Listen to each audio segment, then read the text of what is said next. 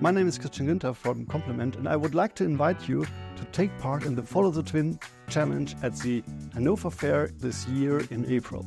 So what is the Follow the Twin Challenge? It's a great idea, it's a fun idea to look for digital assets, collect digital twins and win prizes. And the cool thing about this is that we this year make it even bigger than we already did last year with the SPS. There it was already a great success.